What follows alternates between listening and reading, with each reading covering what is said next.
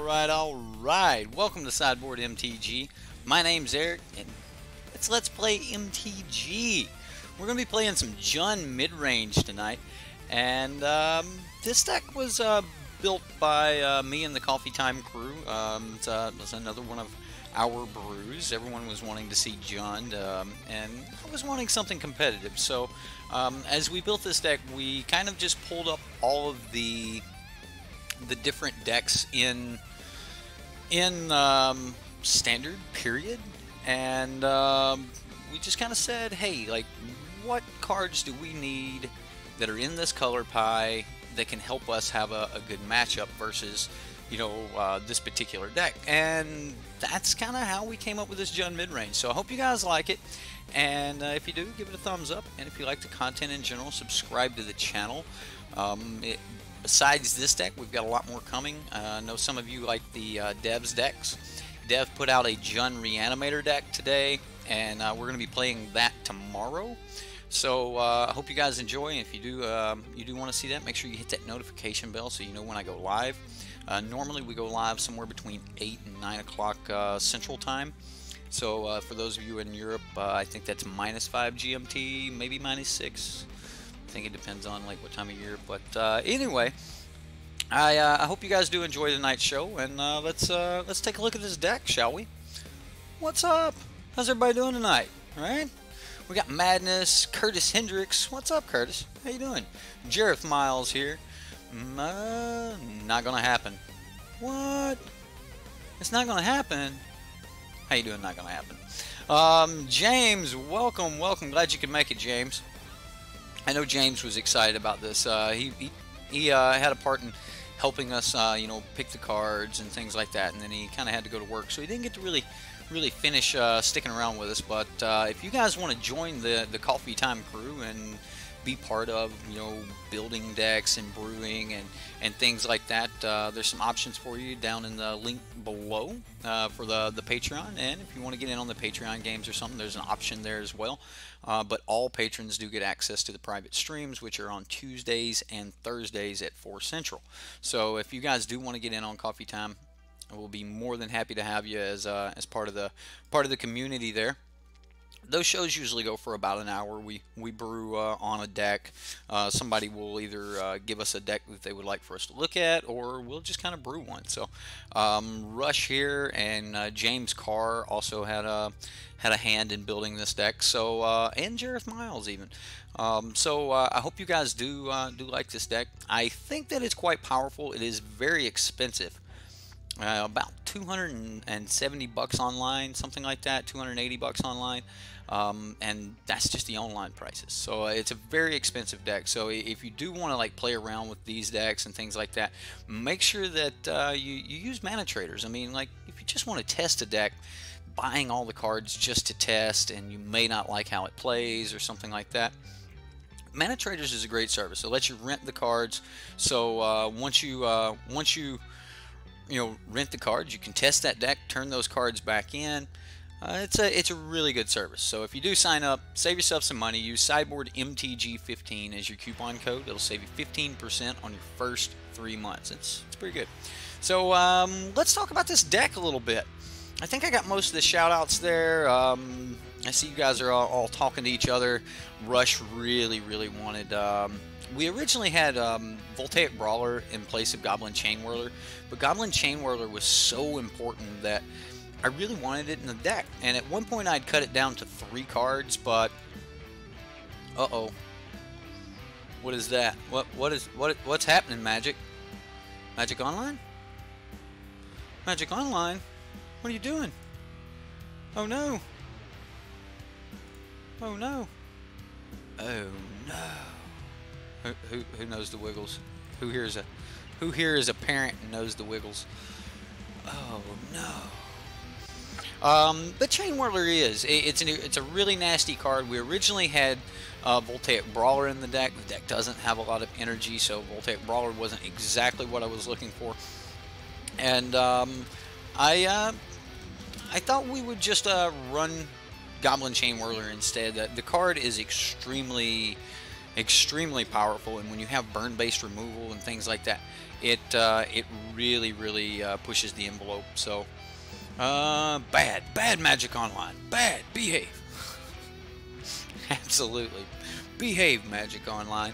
I hope all my decks that I just uploaded aren't gone. Something happens every time. Like, I leave Magic Online open all the time, and if you put a deck up and then something happens and Magic Online closes out, you lose your creations there. Let's see here. Let's update that. There we go. We're back. All right. Yeah, I even got my other decks here that I'm playing around with. We've got Berries, and we've got Justins and Jareths, and I promise, guys, I'll get that gameplay out. Might actually just do a show. I mean, I've got 3 decks to do right here, so I may just do a midday show at some point here and just run these 3 all at once. But we've definitely got some cool decks to run for you guys.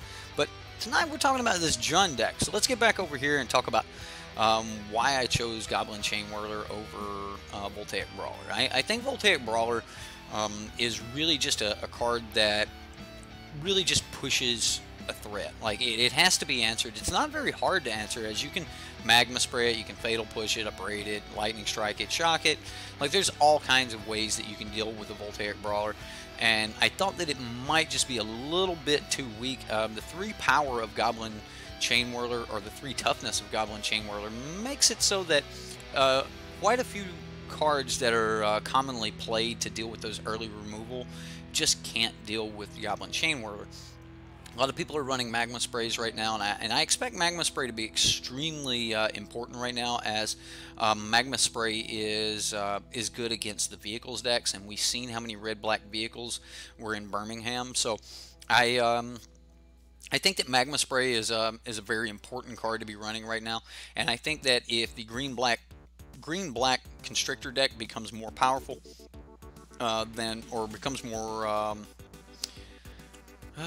played in the meta, I guess would be the way to put it. If you started seeing more green-black in your meta, then you might actually want to downshift a little bit on the Magma Sprays and go with a 3rd Fatal Push. But I currently think that the online meta's got got a few more Scrap Heap Scroungers in it. Now, I wanted to keep some Fatal Push because Heart of Kiran's a real thing. And speaking of Heart of Kiran, we're running Heart of Kiran as well. And mainly that's because even though we only have 14 creatures, we also have 6 Planeswalkers in the deck. And Heart of Kiran can really make use of some of those additional loyalty counters we have laying around on our Planeswalkers. Now, most of your Planeswalkers are not going to have just extra loyalty counters laying on them because they've got ultimates that you might be wanting to get to. Well, Karn doesn't really, and Vraska can afford to give one to Heart of Kiran. So let's see here. James, what? Jumping in on the Patreon, sir. Thank you very much. I appreciate that. I am sorry that the Patreons don't kill the stream boss, but thank you very much, and make sure that when next month comes on the 1st, you'll be charged for that pledge, and make sure you have your deck, and we'll play that. Granted, I do hold to the I've got all month to get that played, but I try to get those played. I did get behind a little bit as we were moving, and I'm still trying to get caught up on that. But we're pretty much caught up now. So thank you very much, James. I appreciate it. Let's talk about this deck just a little bit more. Let me get over here and get this preview up. Right? Let's do this. Okay, so of course we've got the 2 copies of Fatal Push here. We've got 3 copies of Magma Spray. We've got 3 copies of Upbraid, which Upbraid's just a really, really good card right now. We did see the blue-white God Pharaoh's Gift deck pop back up, so Upbraid's really good for that. There's a lot of Aetherflux Reservoir decks floating around. Upbraid's really good for those. As we don't have the Glint Sleeve Siphoners or any other real energy production other than their Aether Hubs, I don't think that the Harness Lightning actually fit here. And I wanted Glint Sleeve Siphoner more than you could possibly imagine, but it's one of my favorite energy cards after they banned all the other good ones, of course. But it's the best and most powerful energy card left in Standard, I believe. I mean, there's a couple others that are really good. Harness Lightning's a really powerful energy card. Bristling Hydra is a powerful energy card. And a lot of you guys might actually start asking, you know, why aren't we running Glint Sleeve Siphon? Why aren't we running something like Bristling Hydra or even you know, Thrashing Brontodon? You know, the old brashing Brontodon is double green, and this deck is a red-black deck that is kind of splashed green. Like all of our green, except for a card in our sideboard, is just single pip green. And when I say pip, I mean the little dots in the top corner there. Those are called pips. So you know, one green pip and one colorless to cast Naturalize. And yes, that is 2 main board Naturalize, guys. Yeah, I brewed it. You know, I put on a pot of Jund, and it just, you know, an hour and a half later, it was done. There we go. I did have to spend a little bit more time on the mana, and I guess I can explain the land base a little bit. We do have 6 cards, 6 lands that cannot help with casting Goblin Chainwhirler, which is maybe or maybe not where we want to be. But yeah, Naturalize in the main board, because honestly, I think red-green monsters is the only deck that is dead against. I mean, maybe a Dino deck or something like that, but for the most part, red-green monsters is one of the only decks that you're not really going to hit anything with Naturalize. And at that point, it's the only 2 cards that are dead, as most of our other cards work really good against red-green monsters. Everything from Pia Nalar to giving us a blocker to block the Phoenix with, to you know, Gonti to stop our opposing you know, players, Carnage Tyrants and things. So I mean, we've got a little bit of Death Touch. I wanted to get some Gifted Aetherborns in the deck, and Gifted Aetherborn originally I was wanting to put it in here, but the double black, you know, early in the game was a little bit difficult for me, so ended up with these 2 slots actually going to Naturalize, which means that I no longer needed the Naturalize in the sideboard.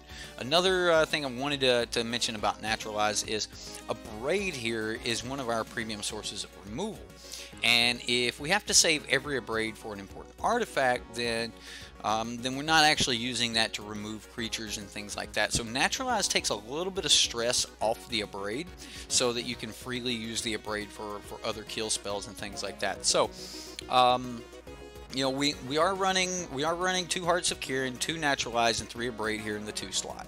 Now moving on up to the 3 slot, and this was one that some people were a little bit curious about, and that's Pia Nalar. Pia Nalar enters the battlefield. It gives you the Thopter, and it's got a couple abilities on it. You can sacrifice an artifact, like we could sacrifice a Karn token or something like that, or sacrifice you know, even the Thopter to make sure that one of our other creatures got through unblockable. It's actually really good against, you know, cards like Lyra, because you can block with the Thopter, and then you can sacrifice that Thopter to keep them from gaining life. So Pia Nalar's actually got a lot of, you know, technical, like, small interactions that are just really, really good. So I really wanted to have Pia Nalar in the deck. And of course here, you know, I've already mentioned it, you know, half a dozen times already, Goblin Chainwhirler, like one of the main cards that I am just absolutely loving. I'm loving it and hating it. It's a love-hate relationship.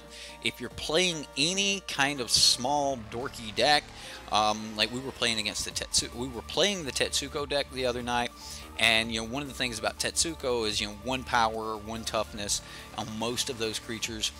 And Goblin Chainwhirler just kind of wipes the board there. I mean, when you wipe the board and you're left with a 3/3 first striker against, you know, decks that don't have a lot of you know, powerful bodies or things like that, you're probably about to win off of this card alone.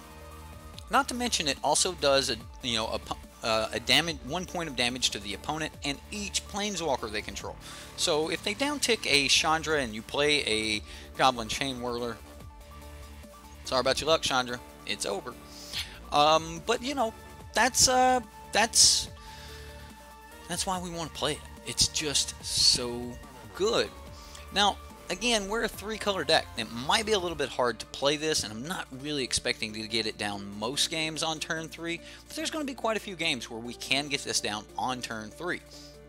However, if we can't, we've got a little bit of help, and that help is Chandra, Torch of Defiance, daughter of Pianalar here, and she's got her dad's car, she's got mom's permission. She's gonna go for a ride, boys. She's gonna go for a ride. She's gonna go pick up her little goblin, and they're gonna go burn something down. Anyway, Goblin Chainwhirler cast off of Chandra. Not a bad deal here, guys. It's not bad at all. Chandra gives you that 2 red. You can use that for anything. It's not like Dry Ballard where you can only use that for, you know, certain things like instants and sorceries.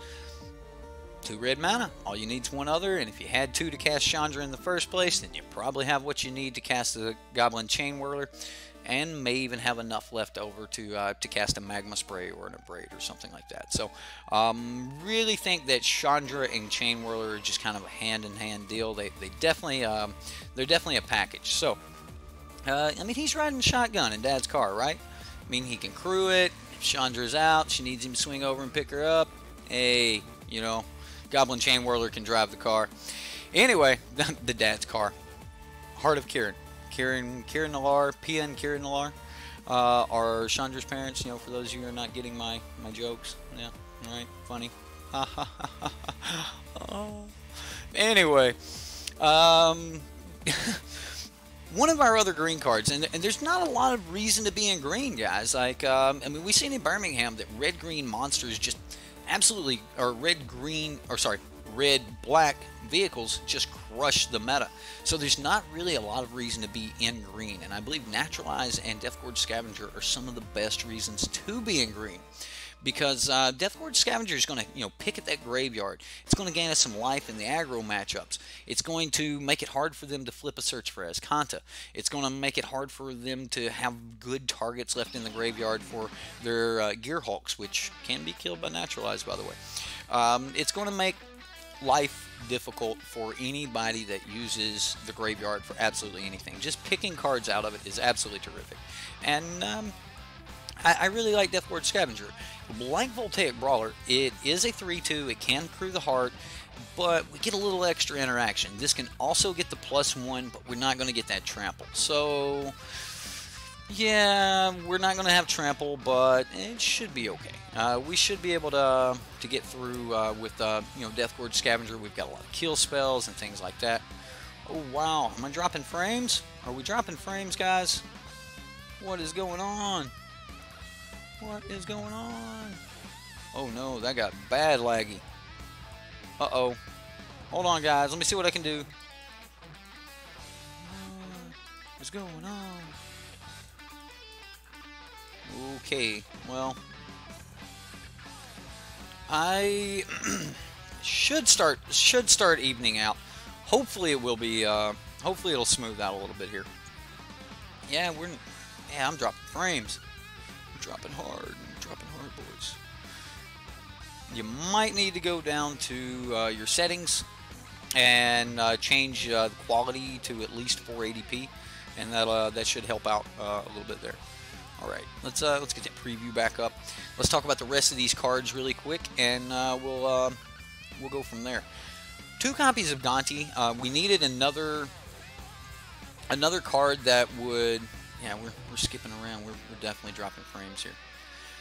Anyway, we needed another card that could help answer things like Carnage Tyrant and, you know, just those hard to kill creatures. I originally wanted to run Vona's Hunger, but Gonti's like extra card advantage. It's going to give us an extra. It's going to give us some extra depth touch here. Like, Gonti is just a really good card. I like Gonti, and you know, when it enters the battlefield, we exile that card, and then we can use that till it's gone. Even if Gonti is removed, you still get to keep that card to exile in exile to cast. 3 copies of Vraska's Contempt. Originally this was 4, but we were so clogged on the 4 drops that I actually had to cut it down a little bit. And we're just gonna kind of hope that Naturalize and Abrade and things like that help us out a little there.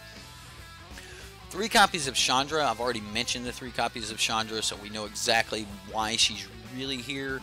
Other than all of her other abilities, we are more worried about the ramp in this particular version, but all of Chandra's abilities are just absolutely great. I like to call her the red Jace the Mind Sculptor. 4 mana, 4 abilities, and they're all terrific. The last card here in our 4-drop is Karn, Scion of Urza. Now, this is not a deck where we're actually going to be down ticking him by 2 and making constructs a lot, but it could happen. Most of the time, Karn is just going to be, residual card advantage. We're just going to continuously gain extra cards from Karn, and when you're gaining additional cards, that's always terrific.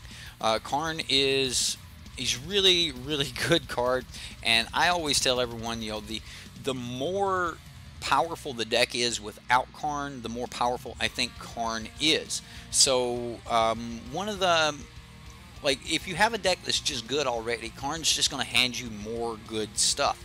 So even yeah, it's a winning deck. Hopefully it's a winning deck. We're going to find out. I mean, I figured that I could have probably just put 4 Karns, 4 Chandras, 4 Goblin Chainwhirlers, and 4 Glorybringers in the deck, and just call it a day, and it probably would have been great, right? 4 Vraska's Contempt, just all the good stuff, and maybe we could have done some things with that, but I do think that we've tuned down to having some decent numbers here, and if someone wanted to play this and they said, hey, I want another Heart of Kirin or something like that in the deck, I couldn't argue that. I mean, all of these numbers are definitely adjustable. So if you think, hey, look, I just don't need that many Goblin Chainwhirlers, and you want to cut down to 3, absolutely, that'll free up another spot. I did toy around with that for a little bit. Right? With 29 islands. That's it. That's all you need. 4 Goblin Chainwhirlers and 29 islands. Alright, let's move on up the curve here a little bit. 3 copies of Glorybringer, which I mentioned just a moment ago, and Glorybringer's great. There was some argument over, whether or not we should play, Regisaur Alpha here, and I think if I had more dinos in the deck than just the Deathgorge Scavenger, then Regisaur Alpha might have been exactly what we were looking for. But one of the things I like about Glorybringer is it has haste, and by the time it is turned sideways for you to actually be hit by a seal away, the Exert is already on the stack. So even if they seal it away, you're going to get that removal spell out of it. Now, it was more about the removal than having the extra body. Now, with all of our Planeswalkers, maybe the extra body would be better, but I think that the removal is also really good. So Glorybringer, an extra piece of removal here, and then of course the last card in our main 60 is Vraska Relic Seeker, heading off this this Jund battle, if you will. Captain of the ship, top of the curve, Vraska Relic Seeker. Because we're going to a 6 mana spell, I do have 25 lands in this deck. We do not have any Merfolk Branchwalkers. We're not running anything like that. I just want to actually draw my lands. We've got 8 cycling lands in the deck. I want to draw my lands. If I draw them late, we're going to cycle them. Remember, you can uptick Chandra for 2 mana, cycle for free. So I mean, that turns her uptick into draw card. So that's or filter this card. So that's pretty decent. I do like Chandra in the deck for those reasons. Vraska, however, is just another way that we can pop Sillaways, Ixalan's Bindings, cast outs, things like that. And she is just a really solid card. If you are already ahead, you just start upticking her, and they have to answer her almost immediately. If they do not answer her quickly, she's going to fill up the board. And if they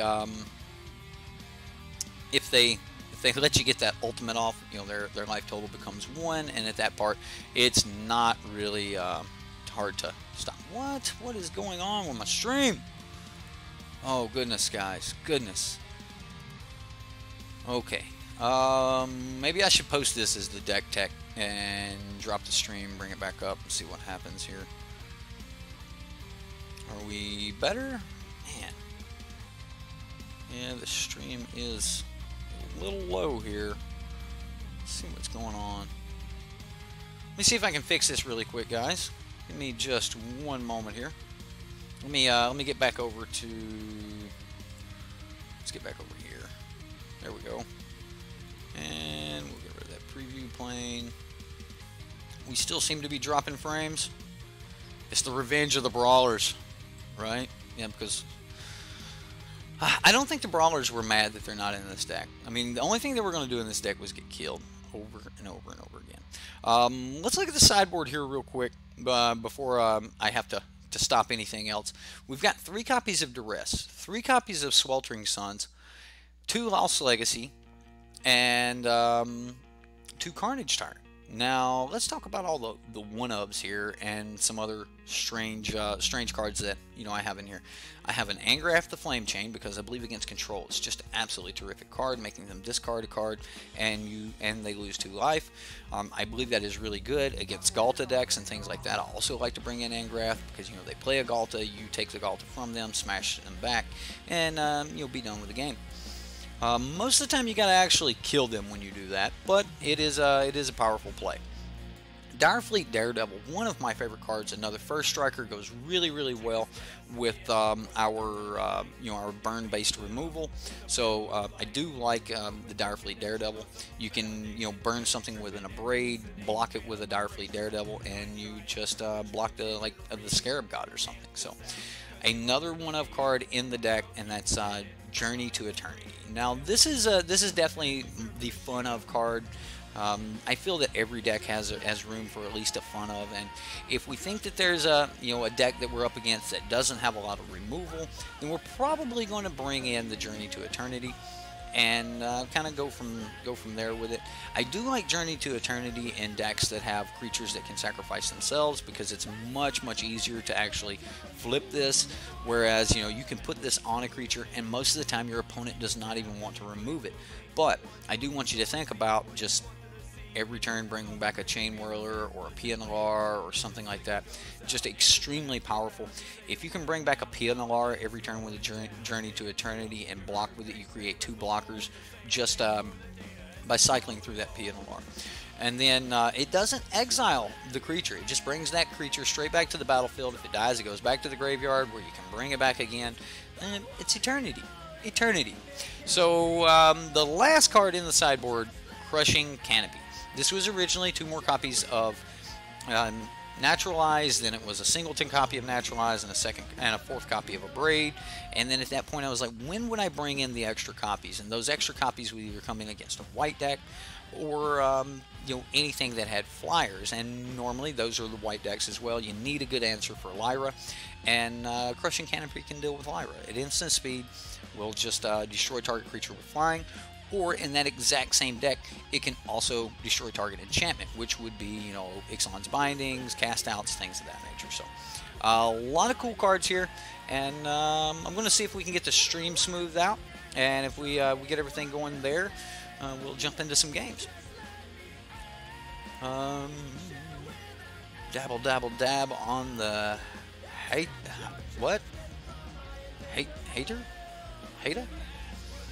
What's up, Towns? How you doing? MTG went 4-0 with his Bant Explorer Angel on Friday. It was fun stuff. Seems good, man. That does seem fun. What's up, James Carr? Chris Wells? Who else popped in here? Did I give Rush a shout out? Frames are definitely dropping, so I don't know. We might be back. We're at 3,000 KBS now, so hopefully we're streaming okay.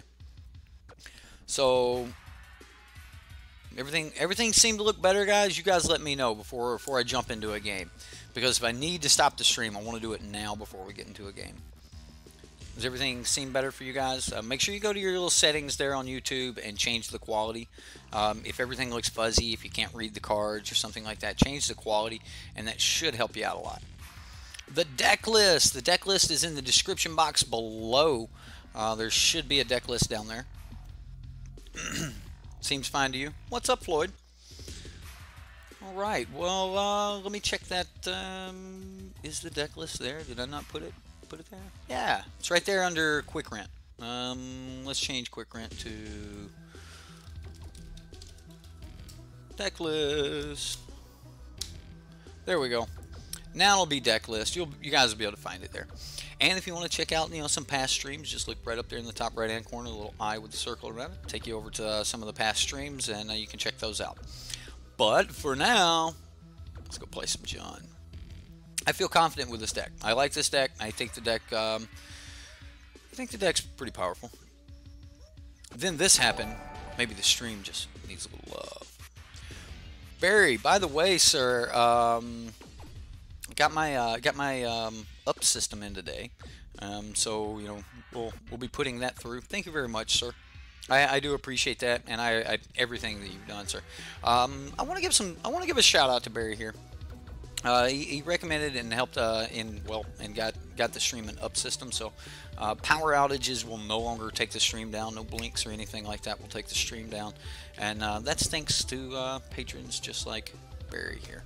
So thank you very much for everything it is that all of you guys do. Much love to you guys, and hey, let's jump into a game, right? Definitely getting into these queues. We got one waiting on us right now, so let's hit this play button and see what happens. Oh no. Oh no. There we go. Ooh, here we go. You're watching on YouTube, but it's all blurry. Okay, go to the settings. There's a little wheel, looks like a gear or an icon. Like you'll have to tap the screen. You'll see your little settings or your little gear. Tap that, click quality, and go to quality. It by default sometimes it'll put your quality, sometimes it'll put your quality on like 144.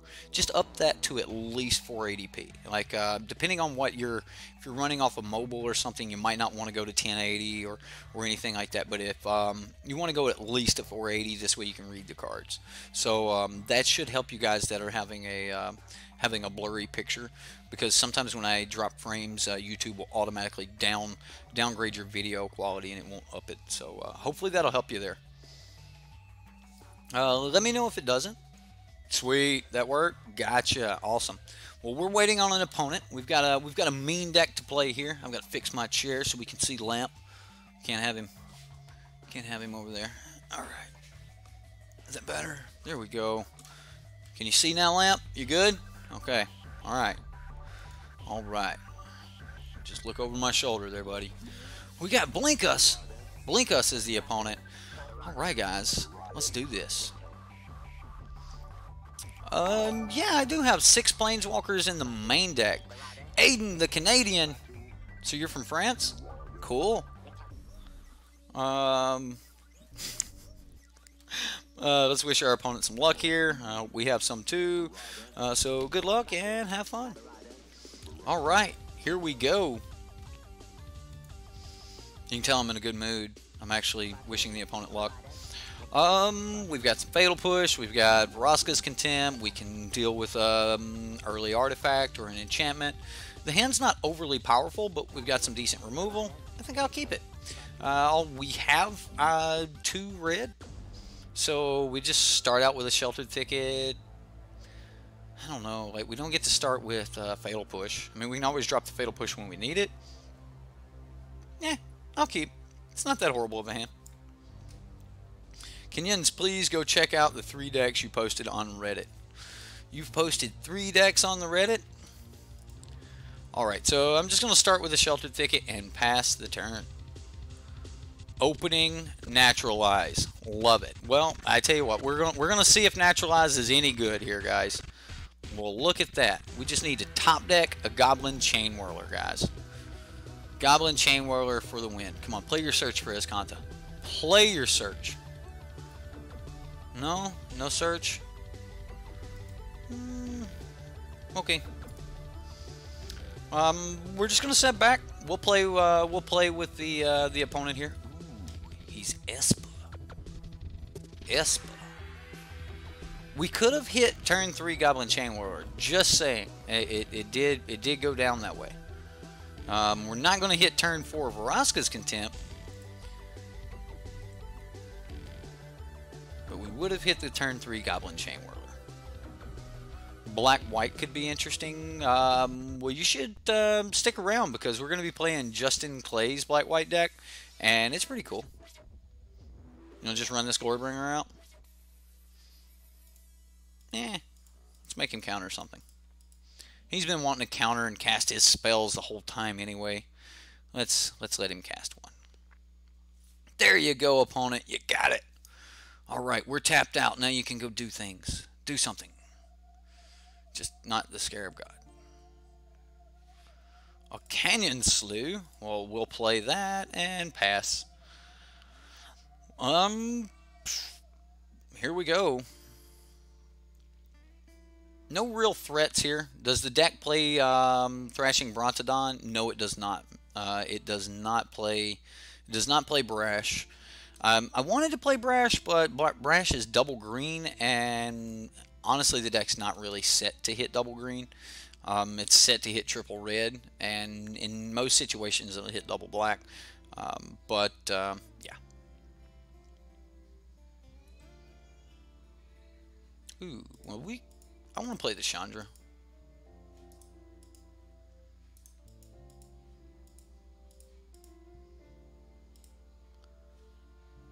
This way we can hold up Fatal Push and Naturalize.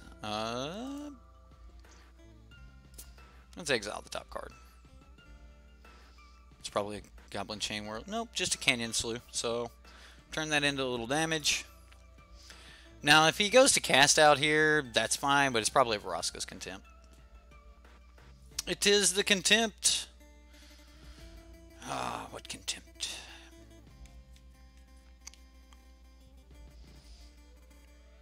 Oh, here comes the Scarab God. Nope, it's Teferi.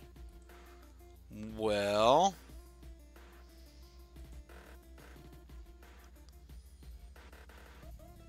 so he'll untap some lands. We will attempt to Vraska's Contempt him. I think I might do it at my instep.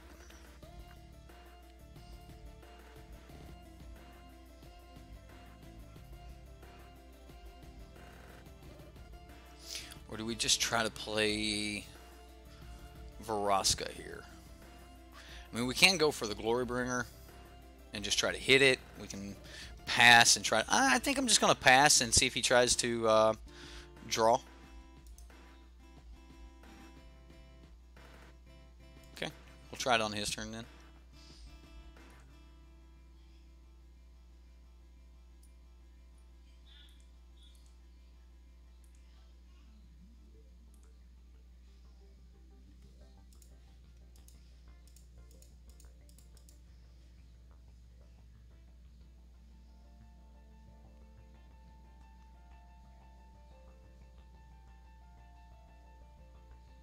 Maybe I should have let this resolve first.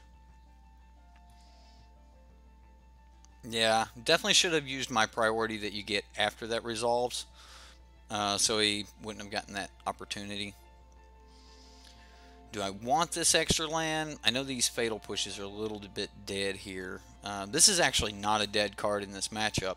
I mean, we've already seen cast outs, and there's probably... man. Kind of want to throw Glorybringer down and just kind of see if we can get at the opponent here. I doubt we can get through with Glory, but let's find out.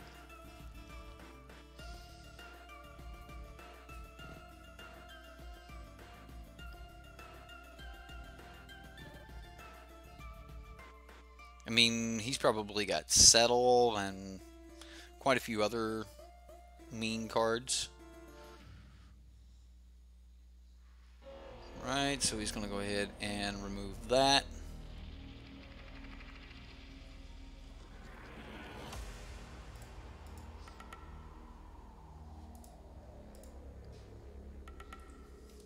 Bluff the Blossoming Defense. Oh. He's not a digital native? What?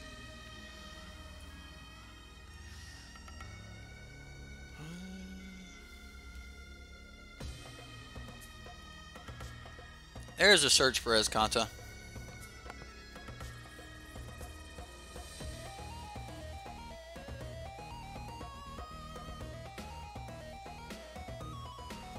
Aether Hub. Well, we can play the Aether Hub because it won't cycle for us. We'll gain the energy. 1, 2, 3, 4, 5, 6, 7.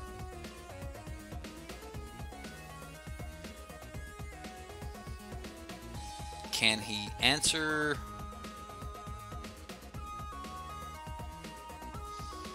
I think I just want to do this. Just naturalize it. I mean, he's got 6. He's going to be able to flip it next turn, so I didn't want to let it lay around. And then we'll cycle here at the end of turn. Actually, yeah, we'll cycle on his turn. I was thinking maybe we should cycle and try to hit a Glimmer of Genius. Unfortunately, Teferi's about to do some bad things to us. Hopefully we can get into a Vraska's Contempt or something and get that to hit. But I'm not for sure.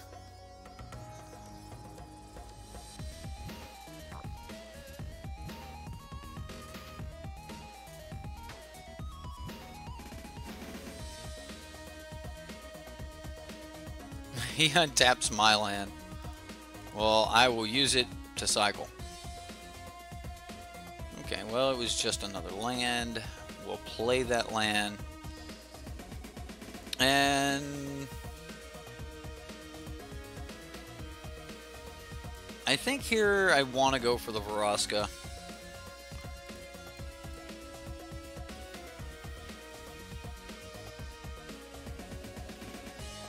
We'll see if he has answers.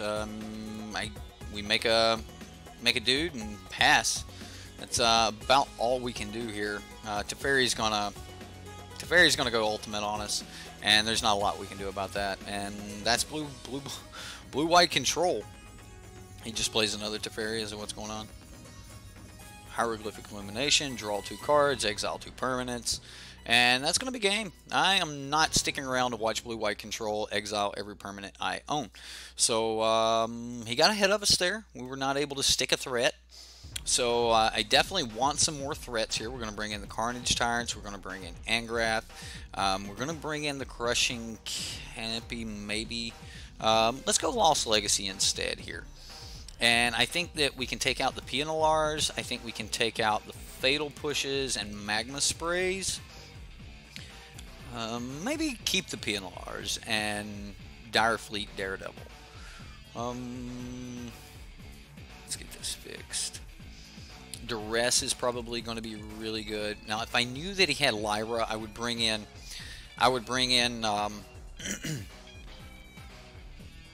If I knew that he had Lyra, I would bring in the Crushing Canopies over the Abrades. But I'm not 100% sure that he has Lyra. So what are we going to take out? Contempt is still really good. Deathgorge Scavenger is still pretty good. Heart of Kirin is not bad. We do need to cut down on like 4 cards here, though. So I think it's a Braid. And maybe we just don't need the Direfleet Daredevil. But, you know, being able to get his draw spells seem good. But I think I'll just take the Daredevil out. So, yeah. Don't side out every spot removal. He's going to have a transform sideboard. We've got a ton of removal. Most of the time in this deck, we're actually just picking which piece of removal we want. Cut the Glorybringer. Maybe. I actually think Glorybringer is really good against like historic decks and things like that. But this is not necessarily a historic deck either. So, okay, well, this is not a hand that can turn 3 a Whirler, but this is a decent hand. So I'm going to keep it.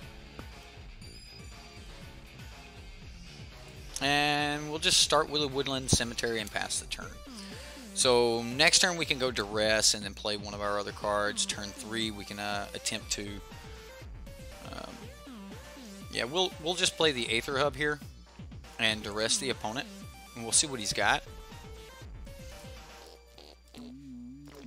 So we'll just fire off this Duress. Let's see what he has. Ooh, just a ton of Vraska's Contempts. Disallow, search for his Kanta. He's got no other land. He doesn't have land. Well, then we get rid of Search for Escanta. Even though he doesn't have blue, we just get rid of the one thing that could help him get more land. He kept a 1-land hand? Alright, there's the blue. Okay, that makes sense. I 100% want to stick a threat here, so we know what he's got in hand. Let me just set that off over here, so let's put it right below the picture, so you guys can see that. Yeah, let's just play PNLR. I could just call Teferi right now with Lost Legacy, but I want to get a threat down. Just start pushing some damage early before he can really do much else, and we'll see what happens. I'm probably just going to play the Karn right here.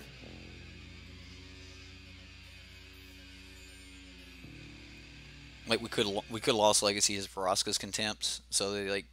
I mean, he would draw 3 cards, but I definitely want to just push some damage. I could pump, but I do want to get a Karn down.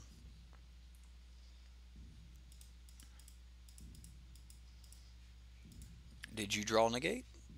Looks like no. Okay, we get a Woodland Cemetery, and it is going to come in tapped. He's going to scoop it up. We'll go into game 3. All right, Karn and PNLR, 1-land hand. Dude, the opponent got definitely got land screwed there. So let's run it back.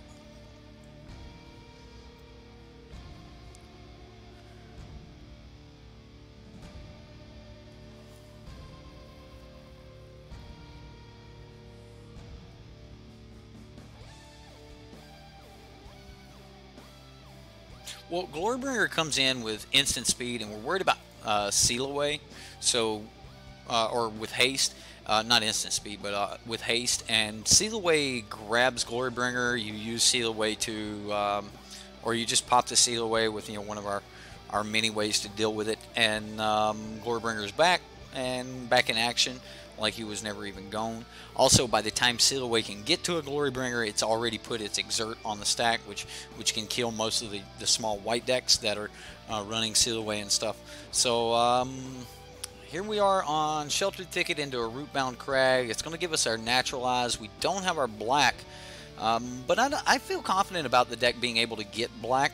Deathgorge Scavenger seems like a really good threat. We've got Karn and Angrath again, Naturalize to deal with things. So I'm up for keeping this as well, especially with being on the draw. So he's deciding whether or not to mulligan to 5. Looks like he kept his 6, and we'll go from here. And we get another Sheltered Thicket. Man, those Sheltered Thickets are really enjoying coming out to play today, right? Let's go ahead and just get that other one down. The opponent's getting land. He's getting land.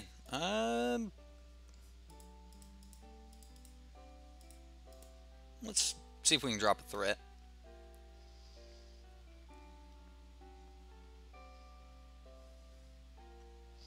I mean, if he's got to start like disallowing and stuff like that to stop threats, that's exactly what we want to do. We want to make him spin every single card that we can force on him. Let's go ahead and just drop this hub. And I'm going to slam a Karn here. I mean, he played the disallow last turn, played another disallow this turn. So Angrath is hopefully going to hit the battlefield. Oh, what do you have, opponent?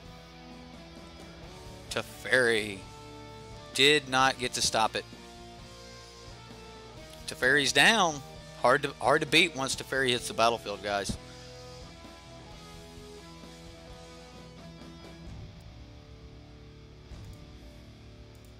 Alright, so we are going to go for...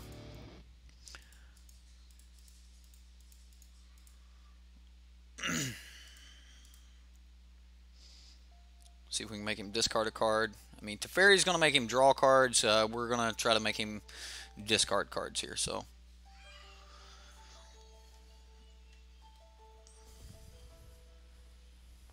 Vraska's Contempt. No. Glimmer of Genius. Has to be able to deal with Angrath. Okay. Main phase, Vraska's Contempt. I like it, opponent. I like it. I like what you got going on. You're going to duress me for my Lost Legacy or for my Naturalize. Taking the Lost Legacy.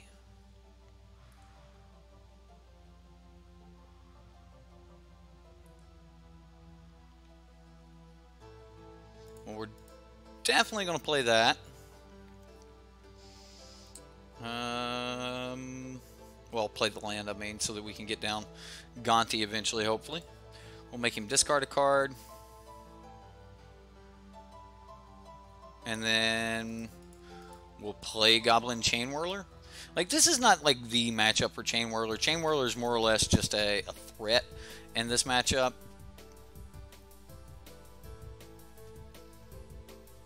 I mean, he does need to answer it. Okay. He actually answers the Chainwhirler here. Puts...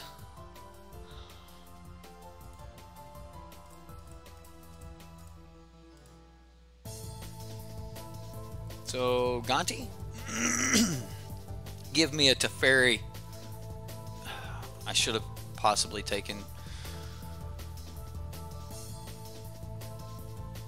Yeah, maybe I should have taken his Vraska's Contempt to deal with his Teferi. He cycles.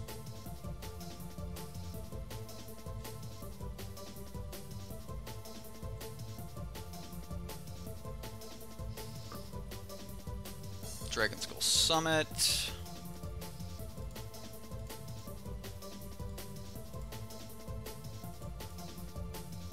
Teferi. Has to counter that. We will swing at his Teferi. I mean, yeah, he's probably got Settle.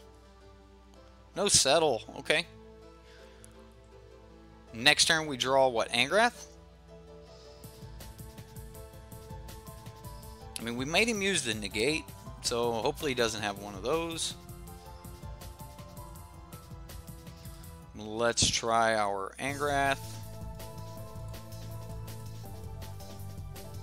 Do you have another counterspell? Do you have your Torrential Gearhulk? Is this Gearhulk? This is Gearhulk. No, Syncopate for 1,000,000. Okay, well, nope. I ain't got it.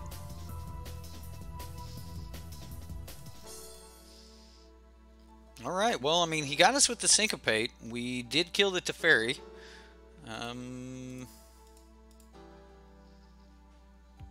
Let's leave up that black.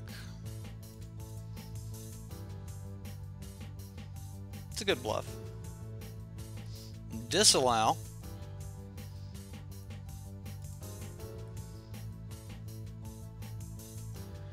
Hey, we're chipping in there. We are chipping in there. Oh my God. There's 2 Kleins in the chat. I don't know if chat can handle 2 Kleins. Gonti beatdowns. That's it. That's the plan. Wow, he has to negate the duress. All right, well, let's move to Gonti beatdown plan. I mean, when negate goes against duress, you know something, like he's got something spicy over there. Fede Pool. I just get the feeling this is going to be great. Be great. A Gonti of his own. He's going to get our Karn. Or Chandra.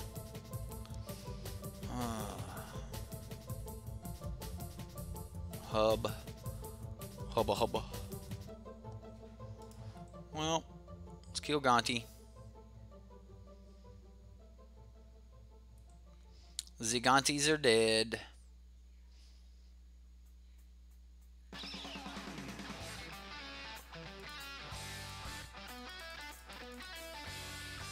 That's right. I run Naturalize. Counter it? Huh? You know you want it. He did want it. He wanted it bad. top deck Vraska. Oh, man. It was close to Vraska. It was her Contempt, but was not Vraska. So that is a flip search for Escanta. We have no answer for that. Right, yeah. If he cast out Gonti, we would have been able to do some stuff there. Unfortunately, now he's going to have a search for Escanta. He's going to start, like, he got ahead of us. We had answers, but unfortunately, so did Mr. Opponent.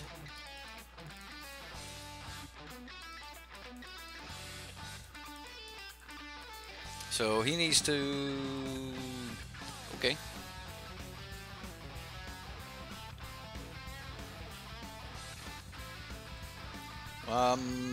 Best we can do here is pass the turn. I mean, if he Vraska's Contempts Chandra, then that's what's going to happen.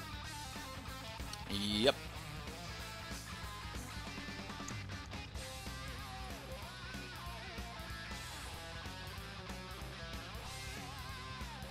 He gets another Vraska's Contempt.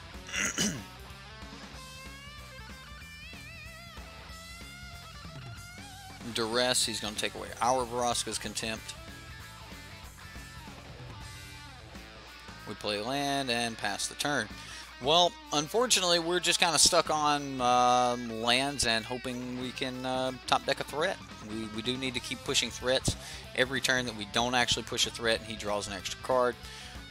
That's one less turn for us. That's a pretty good threat by the opponent. He's going to get to draw some more cards. So blue-white control definitely, or Esper, definitely getting ahead of us here. There's the cast out.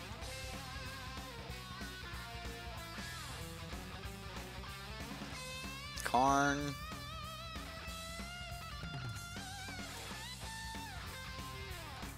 You can have the Fetid Pool. And this game's going to be not completely over.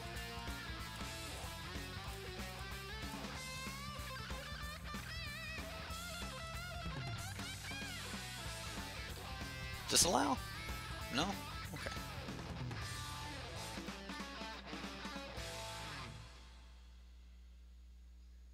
Another Vraska's Contempt. I mean, we knew he had it, but we did get to kill the Gearhulk.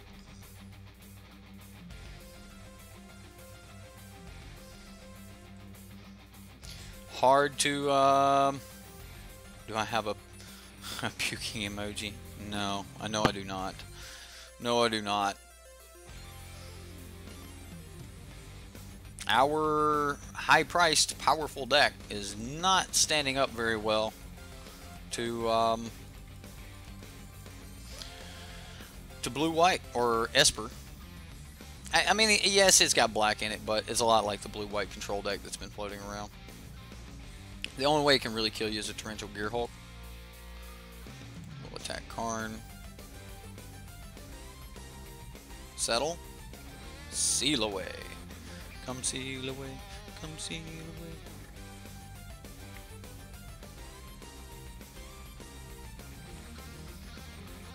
He gets a Hieroglyphic Elimination. Makes a colorless dude.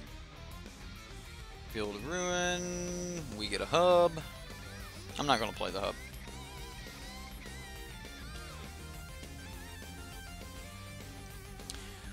Well, at this point, we're just kind of at the opponent's mercy here. Yep, he's drawing more cards. Another Glimmer of Genius.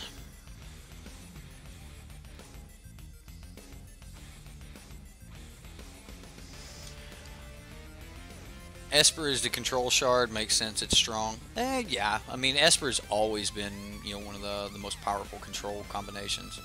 I mean, when you're having blue, black, and white, I mean, you just pretty much have answers to everything. You've got counter, you've got exile effects, and then you've got black kill effects. So, like, most of the time when there's, like, really durable creatures in the meta, you'll see Esper. Or you'll see Orzhov, not Orzhov. Azorius, the blue-white. You'll see blue-white actually Start putting some threats out with. You know what? Actually, I'm just gonna quit what I was saying. I got off topic there. Mid sentence, just off topic. Wow. That's what happens when you're just getting murdered, guys. Just he's gonna disallow my. That's how far ahead he is, guys. He disallowed my land. Yep, that's how far ahead he is. Goblin chainwhirler had to be on top. That's the only reason he disallowed, because chainwhirler had to be on top. Okay, that was our first game. What was on top? Not PNLR, which would have bought us some time. Definitely would have bought us some time. So, how do we match up against one of the best decks in the format? We lose. Yeah, we lose. Okay. Good luck. Have fun, opponent. Well, Whirler's out of the question here unless we do some crazy draws, but we can Fatal Push, Naturalize a Braid. Like we can use all of our other stuff, so I am going to keep, and we'll just set Whirler on the back burner here. We'll just start out with the Woodland Cemetery, and yeah.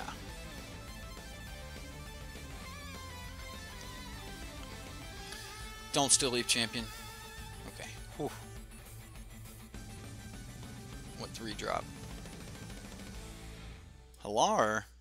Is this guy going to be kicking stuff? Wow. Alright. Kicka, kicka.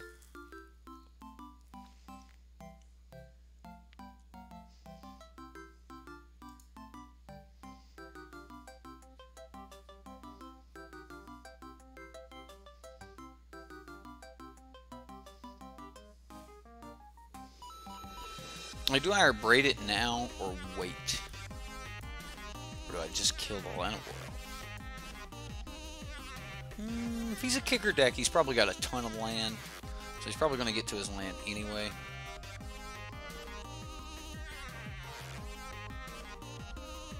So, we'll wait.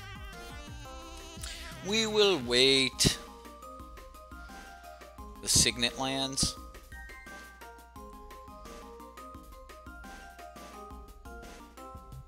Wow, swinging with both.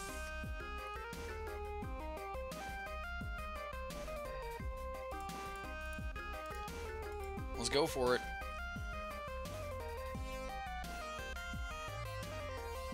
Okay, did not have the Blossoming Defense. I'm happy about that, and we take one. So, does he just have another Halar? Merfolk Branchwalker.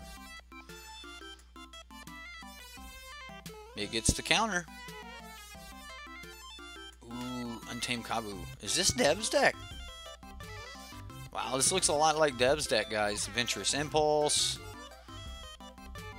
The Big Red Mountain.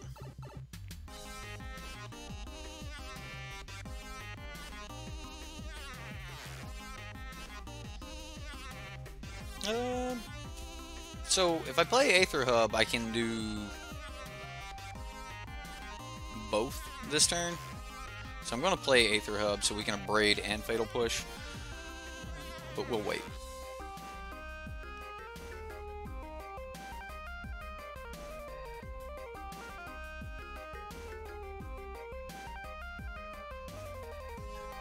Glorybringer. Ouch. Ouch. I should have killed it. I should have killed the Lana War Elf.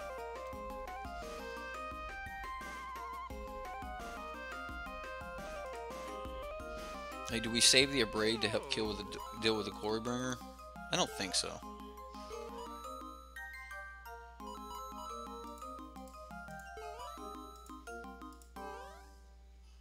Yeah, should have killed it on. Should have at least killed the Lana War Elf on my turn without letting him untap. Oh man, we would have had a Braid and Spray right there. Yeah, could have left the Merfolk Branchwalker behind. We'd have had to take 7 there, but we could have left the Merfolk Branchwalker behind, and then Glorybringer, or killed the Glorybringer.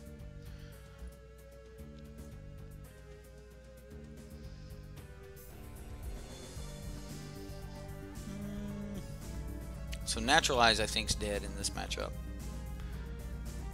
Kill that thing as soon as you can. Yeah, I should have. I definitely made a mistake by leaving the Atlanta War Elf down, but we would have still been looking at Glorybringer this turn.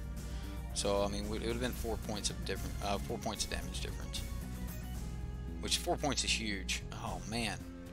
And there's Blade Wing. This is straight up a. Oh, come on, land. Oh, we needed our Glorybringers. This is a dragon, so you can't Glorybringer this. Like, Glorybringer only deals damage to non-dragons. So, yeah. About to get run over by Glorybringers. Yeah, we're dead. That's lethal. Does he do it? Just show me that you're sacking the Haship Oasis. I mean, you can still sack the Haship Oasis. You have enough mana. Just show me that you're doing it. Alright. The opponent's not putting lethal on us. Vraska's Contempt off the top could save us.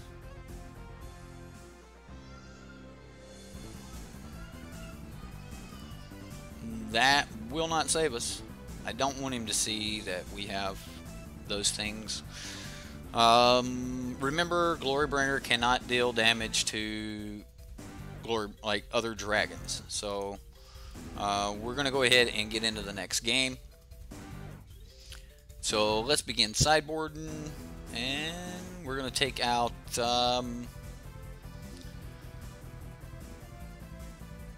We're definitely gonna bring in the Crushing Canopies. Sweltering Suns might be good. We're going to take out the Naturalize. Heart of Kieran's really good against Glorybringer. Crushing Canopy for the Naturalize. Alright, so that trade happens. So that deals with Journey against a red deck. I mean, he's going to have removal, right? I can bring in Journey here. I think Karn's a little bit weak. This gets Kenras and things like that if he's running Kenra. Gonti seems great. Vraska's Contempt seems great. Pianalar creates an extra blocker. Braid's not horrible. Chainwhirler's a little weak here, so I'll cut back on a Chainwhirler. Other than that, I'm going to run it like this. Maybe I should have ran the Angrath here. So we'll see.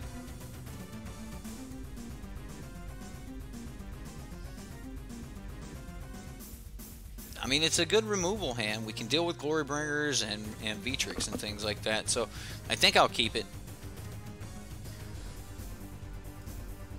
So we'll play our Sheltered Thicket and pass. I mean, he did get a really good start there.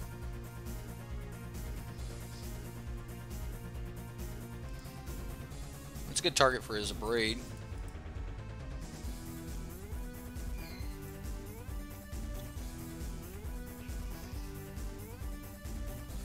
Alright, so let's see what the opponent plays, and any of our removal can deal with that. Galta, Primal Hunger entered the revealed cards. He did not bin it. He kept it. He kept it. Maybe I should have played the Aether Hub here, but I think I'm just going to spray this now. I don't want him to have like Blossoming Defense or something like that to protect it, so we'll see what happens. We need to hit like a Karn or a Chandra or something like that. Chandra is one of our best ways of dealing with something like a Glorybringer.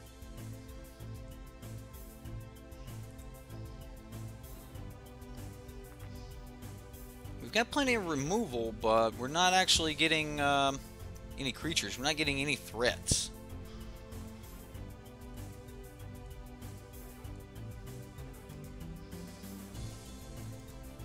It's a little late to be worrying about killing this thing.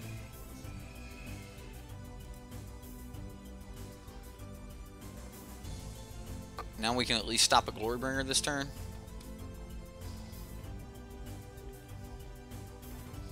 Will cost us our energy. Halar, I'm not as worried about him.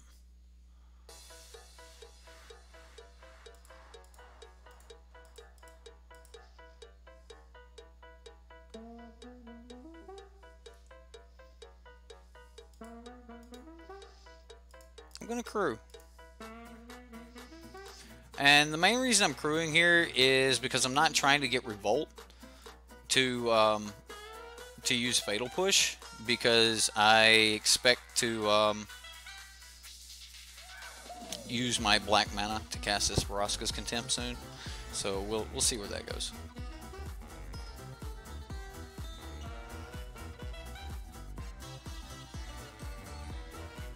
I mean, if he does Glorybringer right here, we might.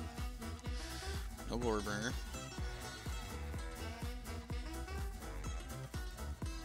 We'll take our 3.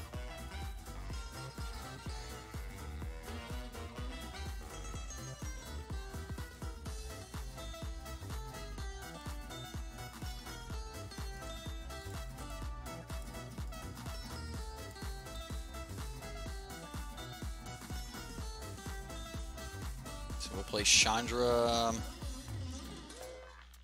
uptick Chandra, create mana, use that mana to destroy that thing.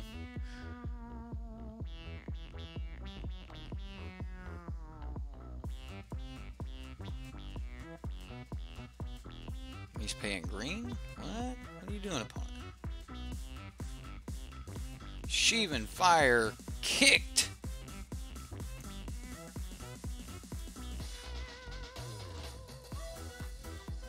Okay.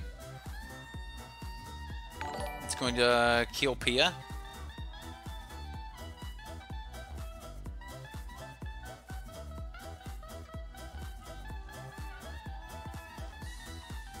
Okay. So, I mean, Pia's dead. We'll let that happen for sure. We'll remove a counter from a Planeswalker. Swing.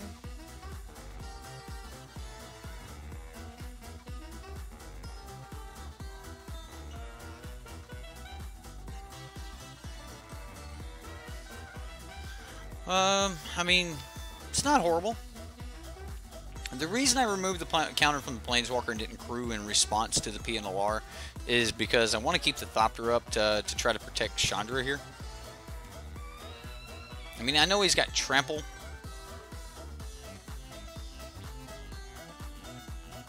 What do you got, opponent?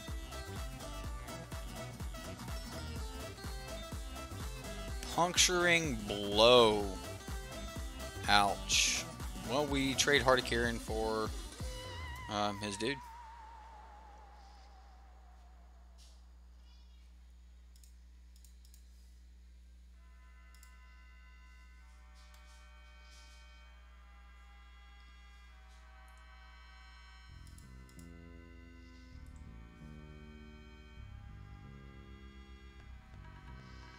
I definitely want this black source, so I'm going to go ahead and play that.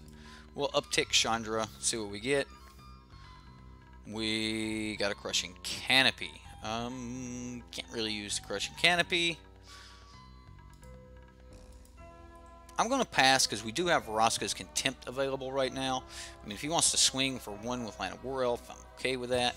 But yeah, I just want to dodge. Ooh, are you sacking this to give the Land of War Elf a 4/4? Oh my goodness, he did. I mean, he did that.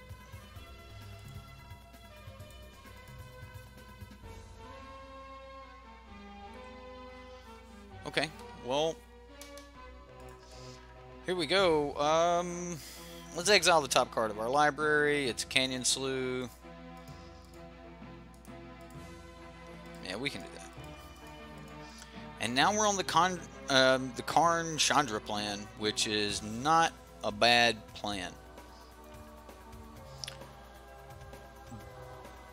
We'll play our Woodland Cemetery and pass. We've got a Goblin Chainwhirler, which is a pretty decent threat. Let's just go ahead and keep getting more cards here. Okay, so we got a Glorybringer in the side. We We can exile the top card of our library. It's a Sheltered Thicket. We'll pass. Alright, so the plan now is to ultimate Chandra and then kill him that way. We could start down-ticking Karn and grab this Glorybringer and see if we can do some damage that way. He gets a Sheltered Thicket. He's got, what is this other threat? Cycling the Sheltered Thicket. Okay. Yeah, we lost match 1 against Esper Control. And then we're in, yeah, this is going to be game 3 against red green monsters, red green Chandra.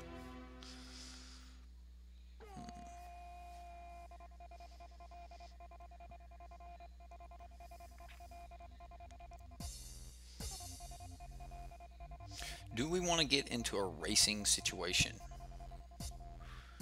Because if we do, Carnage Tyrant would be better than Vraska here. You know, actually this deck has seemed like really good at hitting green. 1, 2, 3, 4, 5, 6, 7, 8, 9, 10, 11, 12? 12 green sources and 25. So maybe the deck could use Brash. Actually, I'm going to take out 1 Death Gorge Scavenger for Carnage Tyrant. I do want the Carnage Tyrant. I want a Carnage Tyrant in.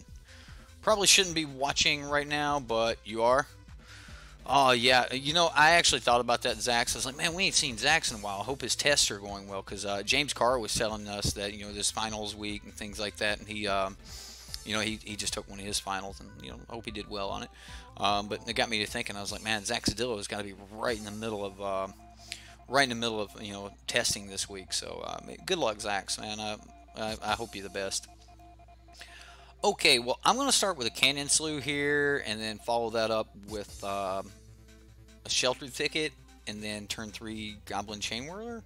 So, like, I'm going to keep the hand. I mean, we've got a lot of lands. I might actually hang off that Sheltered Thicket. Yeah, we'll go this route.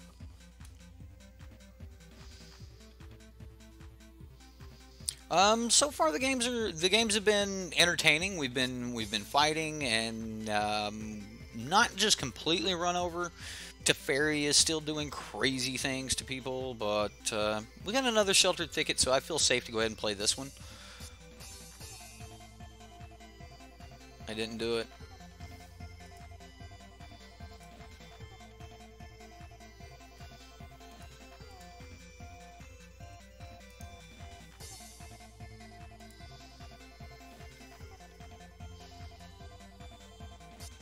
Oh, okay. Well, then we're not going to use any of our mana?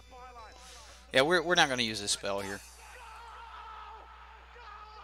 I'm just going to play Rootbound Crag. Red, red, red. Whirler! We did it! Turn 3 Whirler for value! Get wrecked! I love Chainwhirler's so good. So good. He's like a mad little Angrath. He's got his chains. What are you calling? Because we can abrade that. Did we take the abrades out? Oh man, did I take the abrades out? I didn't take the abrades out. No way I took them. No. Okay. Max Whirler value. What's up, Phil? How you doing? I missed when you slipped in on us. What's up, man? Salvete. Or arena, there's a weird algorithm. 20 lands means you draw every land. Yeah, apparently in arena, you're supposed to either run 22 or 26. It's weird, but yeah, if you run 20 lands, you just do nothing but draw lands. There's from what I understand, they're working on fixing that, and there's no one saying that that is true, like truly like a real thing or not. Like, but remember, arena's in beta, so there are some crazy things that they're gonna have to test and stuff. But yeah, he missed his land drop, so I'm gonna play another Black Source. Yeah, we'll play another Black Source. We'll play another Chainwhirler. We'll swing with a Chainwhirler, and Just trying to do good things.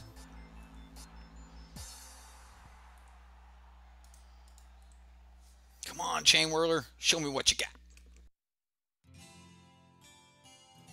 And this is kind of one of the reasons I wanted chainwhirler, because it's one of those decks where, or one of those cards where, you know, if the opponent slips, then chainwhirler takes over.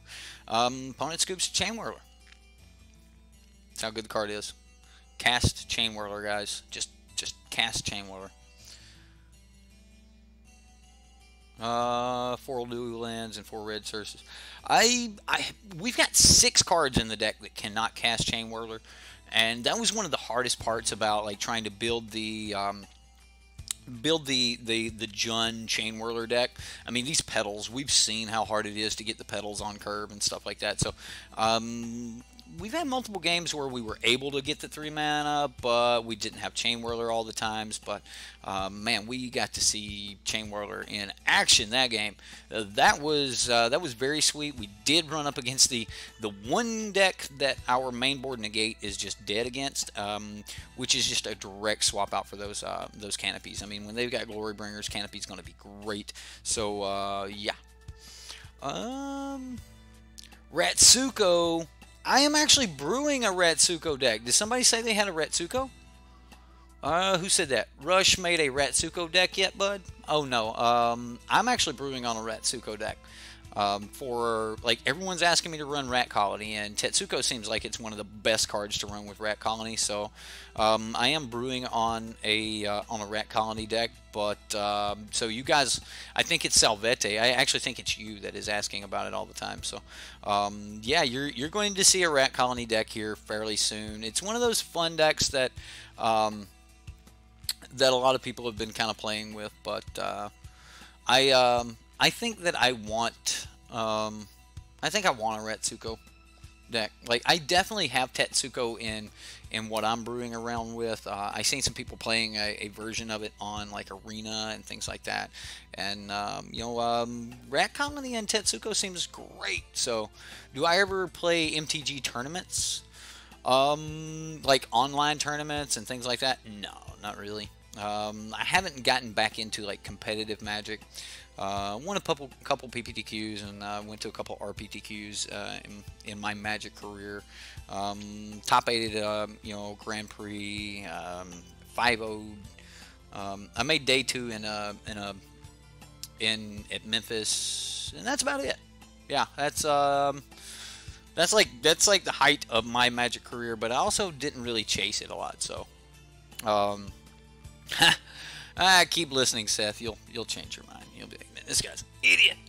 So we're gonna jump back into another game here. We got MTG Kirby as our opponent. Sup, Kirby? Good luck. Have fun. There we go. I can't type. My fingers wasn't on the home keys. Nothing was working right. We don't have the lands. This is clearly a mulligan. This is slightly better.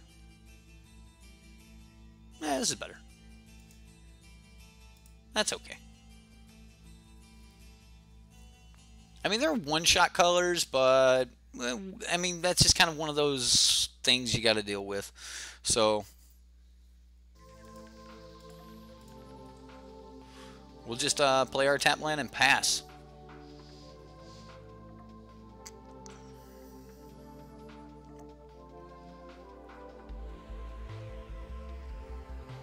Adventurous Impulse. Let's see what he's got. Let's see what he reveals for us. Ronas.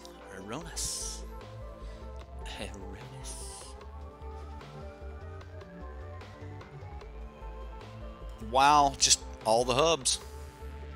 All the hubs, all the day. So, what, does Ronas come down this turn?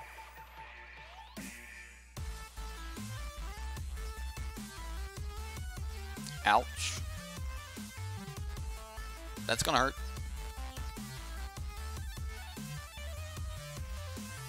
That is going to hurt. I'm going to play the Woodland Cemetery. And we're going to take, what, 5 here? And we don't have a way to revolt the Fatal Push to deal with the Still Leaf Champion. So, yeah. I mean, we're going to have to take 10 points of damage off the Still Leaf Champion before we can actually do anything. So, next turn we're going to be Vraska's Contempting Aronas. And then the turn after that, we'll Glory Bringer the Still Leaf Champion. But that's, it's going to be painful. I think we just need to stick to that game plan.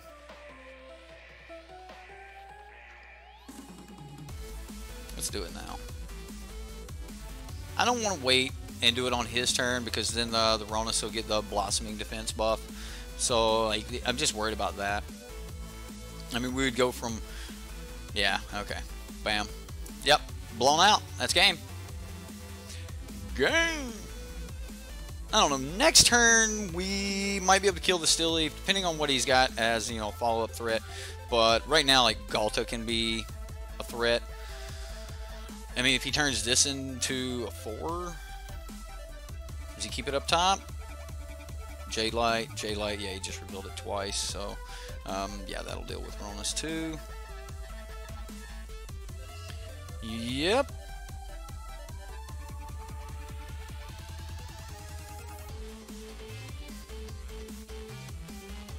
So, I mean, we could Glorybringer and kill this, but we still die. So, I mean, our line was okay, but Blossoming Defense stopped our line. Like, one Blossoming Defense, everything's over. So, yeah. I mean, that's the power of Standard right now, guys. Like, your deck hiccups one time, that's the game. It's kind of like going, let's do 7-card draw. Or, okay, I got these cards. I'm going to trade some of these back, get some others. Alright, here's what I got. Do you win or do I win? That's that's kind of how it is. I mean, you do need to have at least... man, how do we beat this deck? We just mainboard and try to kill it, right? Angrath's going to be good here. I'm going to take the Angrath. And I think... Rid of Naturalize. I don't expect a flyer here. Let's go with Dire Fleet Daredevil. I don't expect to get a lot of spells, but I do want to get the... I do want to have options for First Strike. I just want more First Strikers. So... Alright, well, we've got a Braid, we've got PNLR, we've got some decent spells. Like, we're on the play, and we can be aggressive here, so we'll start out with a Canyon Slough, drop a Root Mountain Crag, and play a Heart of Kirin and go from there. So, I mean, that's the plan. This is the curve.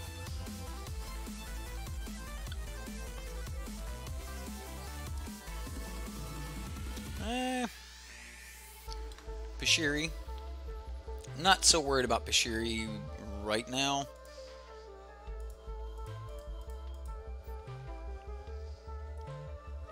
Now, we've got some options coming up on the next turn. So, next turn we can actually set up for a Gonti. And by playing our Canyon Slough and holding up in a Braid, which may not be very bad. Or we can crew with a Deathcourt Scavenger.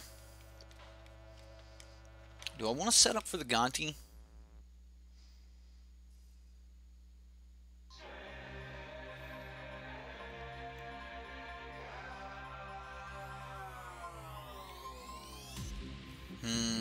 Ooh, we're at a line that's going to affect the entire game right here.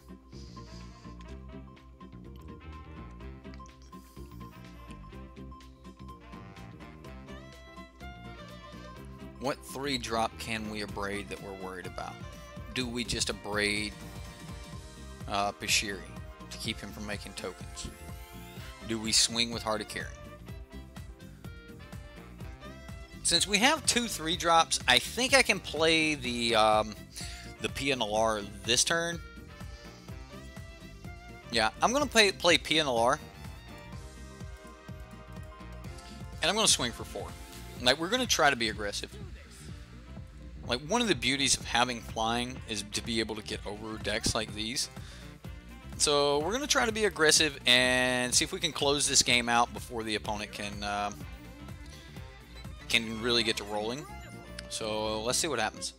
Now next turn we can play our Canyon Slough and Deathgorge Scavenger. And then the turn after that we can play Gonti. And Jade Light.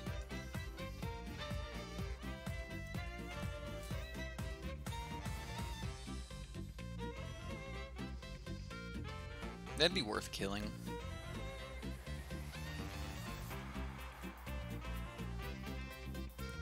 So he revealed Naturalize and Forest. He left Naturalize on top. Okay.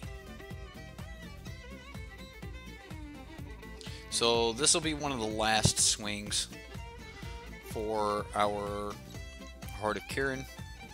But it does mean he's going to spend his mana next turn. So let's go ahead and get down our Deathgorge Scavenger. We're going to crew here.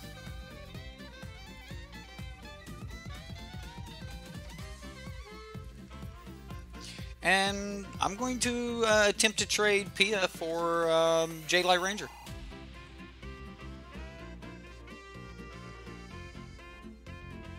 He didn't want to make the trade. Okay. So he draws his Naturalize. So I assume that the Heart of Kirin dies here. Daniel, thank you for subscribing, sir. Welcome to the community. Break Your Face, you agree. However, you use Lost Legacy for that. Divest is a great card, though, just what I've used in FNM. So I watched devs, like you guys know, I'm a big fan of Dev. I've been a supporter of Dev for years. It's kind of one of the reasons I started running his decks. But so Dev uses Divest. Divest is how you say it, I think. Dev uses Divest in a way that I haven't seen used yet, and man, I want to just abrade. Yeah, we're just gonna abrade this. Just gonna abrade it. This way, our Deathgorge Scavenger can swing in and do additional damage.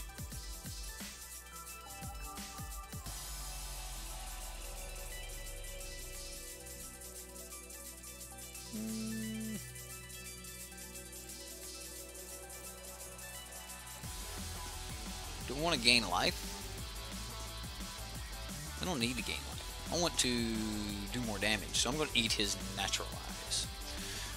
Anyway, Dev uses Divest in a Reanimator deck because it can target both you and the opponent.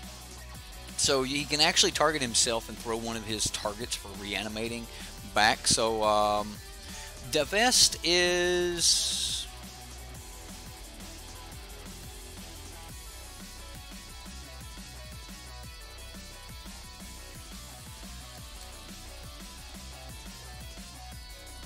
Divest. Target player reveals their hand. You choose an artifact or creature card from it. That player discards that card.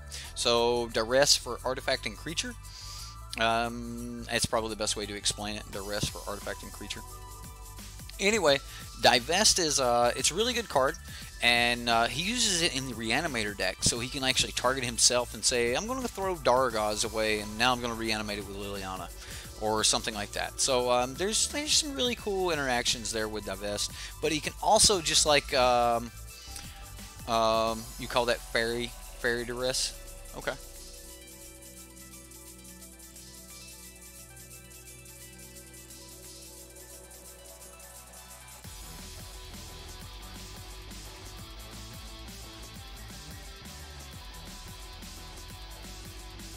That's Gonti.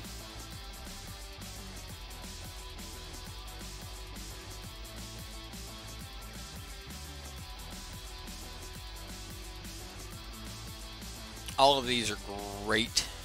They're just simply great. But this Blossoming Defense is going to be killer. So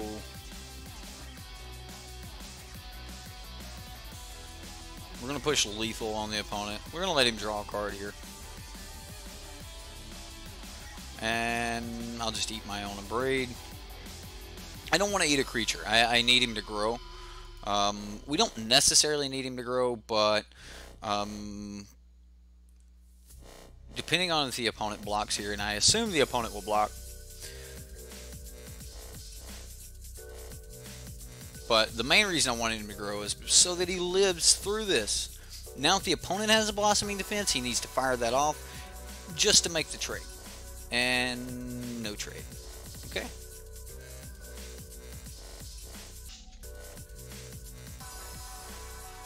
So the opponent needs to do something pretty good here or it's over. There's a Mox Amber. Ronus's Monument. These are all, that's a legendary, that's not going to work. Thank you for showing me your deck before game 3 though, opponent. Thank you very much. Okay. Alright, let's go to game 3. My face is, ooh. What? Sun chips. The best chips. Can we get a Pringles creature type, by the way? Pringles, right? Hey, the Pringles guy, he's got the mustache, right? He's got to have the mustache. I think he's got the mustache. Wonder. Okay, well, now that I know he's got Pashiri and all those other things, Sweltering Sun is looking a little bit better, but he's got a lot of big bodies, and I'm afraid that Sweltering Suns just won't do the trick. I'm bringing in the Journey. I'm bringing Journey in because I want to bring in Journey. Pia did work right there, guys. I'm going to take out the Dire Fleet for the Journey. He doesn't have really good removal, so like if we get Journey on a creature, then yeah. Big bodies, KPS. What are you doing here? This is an evening show. You like only show up to the midday shows, man. Isn't it past your bedtime or something, sir? This is a bad hand. I mean, I like Glorybringer, but we're on the draw. I need a little bit more action. This is slightly more action. What do we got? Like an Abrade or something on top? Huh? Well, we could turn 3 that, guys. Let's leave that on top. What do you say?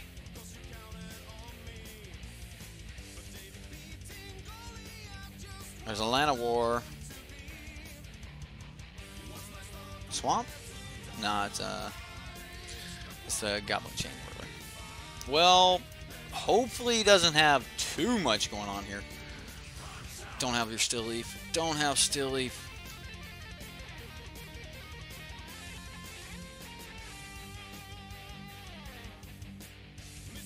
Okay, if he didn't have a 3-drop, might be worth it to kill this one.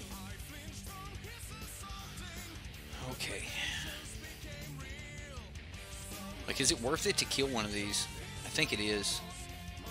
I think we want to kill one of them. Blossoming Defense. Awesome. That's cool. He's down to 2 cards in hand.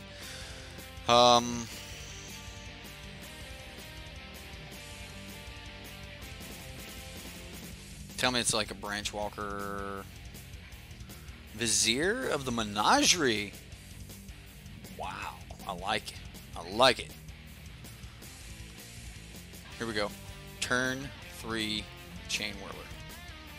Here we go. We can do this. Turn 3 Chainwhirler. Get wrecked.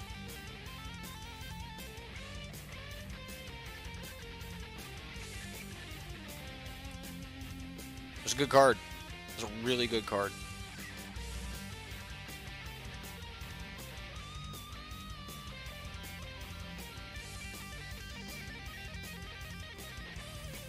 How can one manage to do calculus for several hours at a time and you have your final tomorrow and have a ton of stuff to go through? Man, good luck, sir. I kind of wish Isaac Newton hadn't created calculus. Like, did they make y'all learn the history of calculus when you started like doing calculus? Like that Isaac was trying to He was trying to calculate gravity, and he couldn't do it. So he went away for like months on end and developed his own form of math just to calculate gravity. F Isaac. Wish that apple would have knocked him crazy. What do we got? Verdurous Gearhawkus.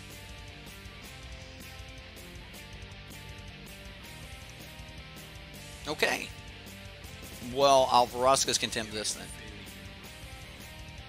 Seems great.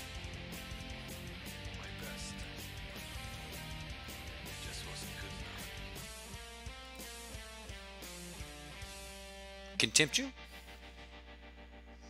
Yeah, you can have that. I ain't worried about that.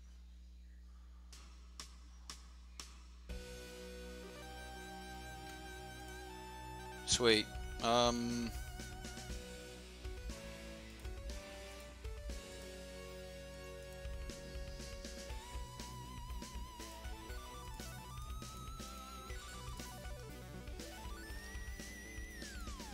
And I'm going to eat Verdurous Gearhawk.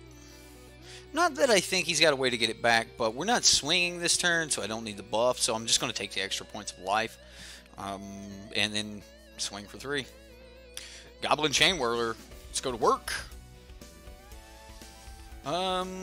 Slope of the line. Area under the curve. Remember that, and you can figure out calculus. I used to hate slopes. I'm not joking. Slopes were horrible.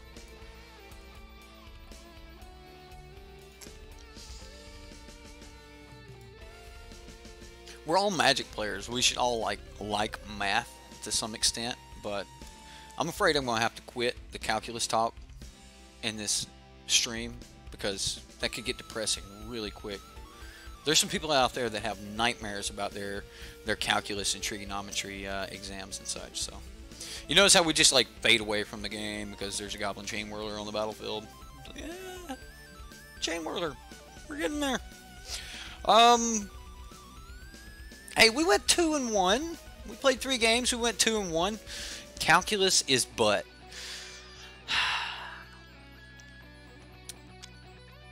You're so wholesome. Thank you so much, KPS. That means so much coming from you. Oh my god. 2-1, not bad. We did lose to one of the most powerful decks in Standard right now. You know, Esper control, blue-white control. There's a lot of variants of it. But it's overall a really, really good deck. So you have already checked out Eric. What? I have already checked out Eric. Right? Like, my bad. My bad. Hefe's like, you ain't paying attention to me. I'm checking out. I'm done. I'm done. We got a couple minutes left. I'm not going to play another game, but I do want to talk about the deck a little bit. In all reality, I think the deck could probably lose the swamp. Or not the swamp, but the forest. I could probably also cut back on like a Rootbound Crag. I don't want to lose any of the Shelter Thickets or anything because they do just make everything else come in like great. But I think we could cut back on a Rootbound Crag to make room for another Dragon Skull Summit. The only real like problems with land that we had was not getting double black enough on turn 4. So maybe a Rootbound Crag out for another Dragon Skull Summit and just run the playset there.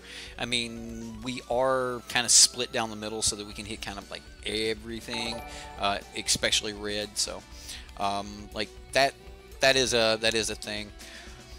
Black M16. You know, my M16 was black too. Like, yeah, I carried M16 for a long time. Even had the chance to go to M4, and I was like, no, you ain't getting my 203.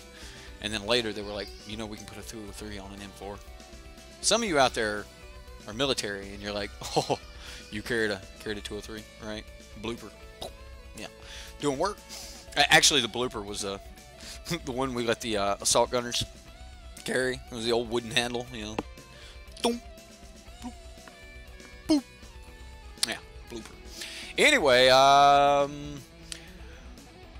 What? You didn't take the M4? No, I didn't want to give up my grenade launcher, man. The 203 on the bottom of it, like you were just able to do so much signaling and stuff with your grenades and stuff. So after the stream, go check out Patreon for the deck that needs Chandra in it.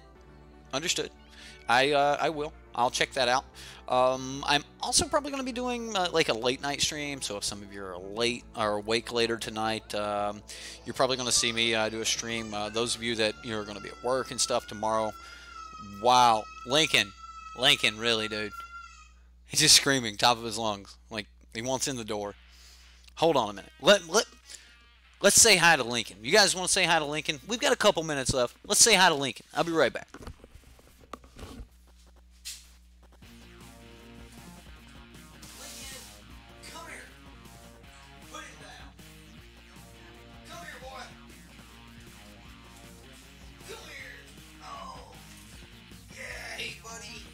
Introduce you to Daddy's friends.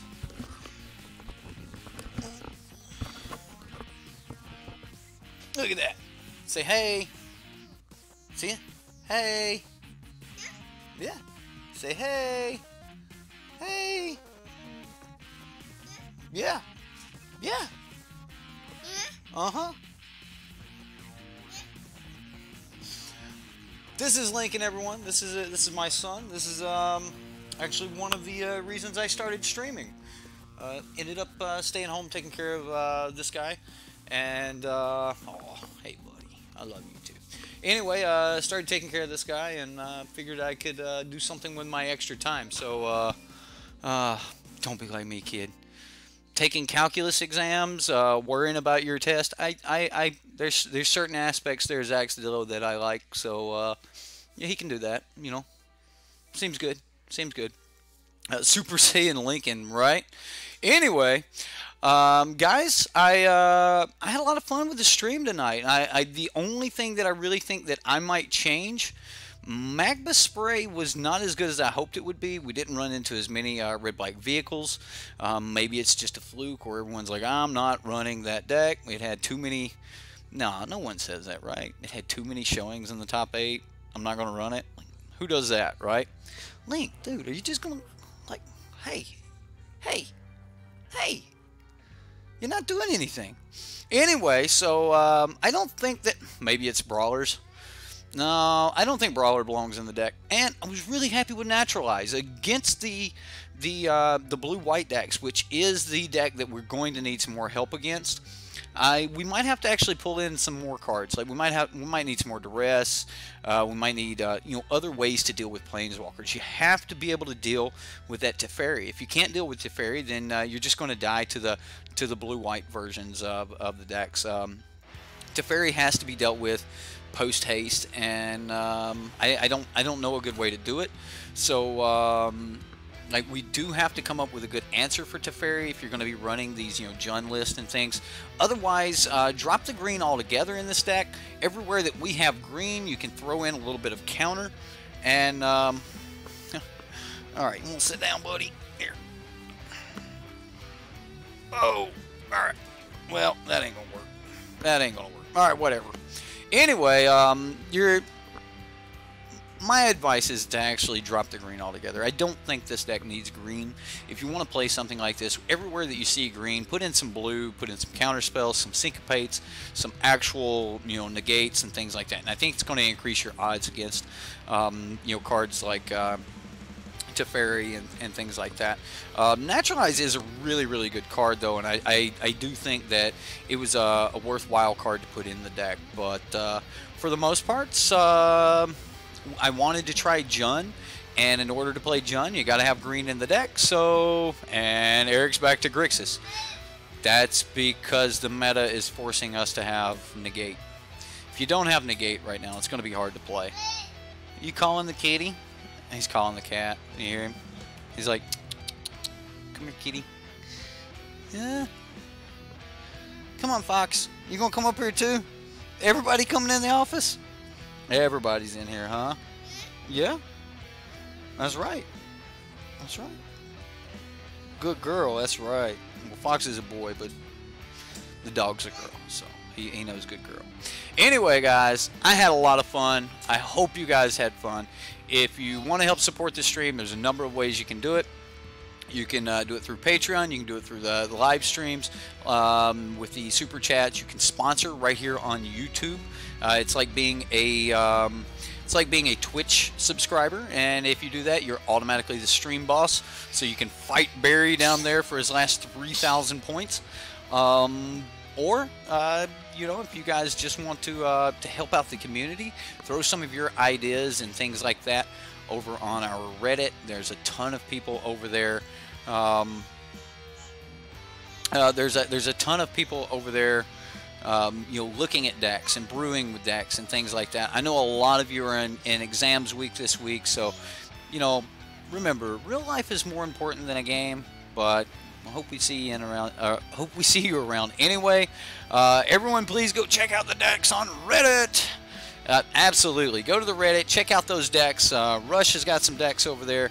If there's a deck that you want to see, that, you know, vote for it. If there's a deck you don't want to see, then downvote it.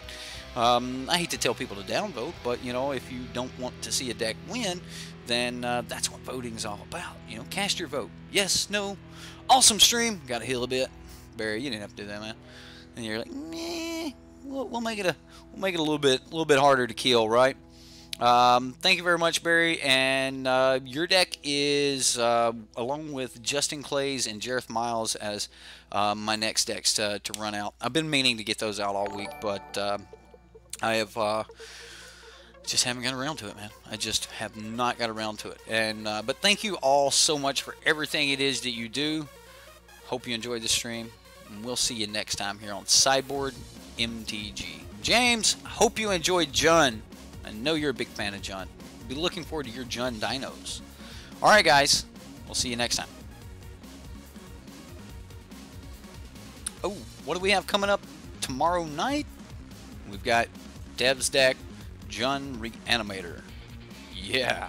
Stick around for the credits, and we'll catch you later.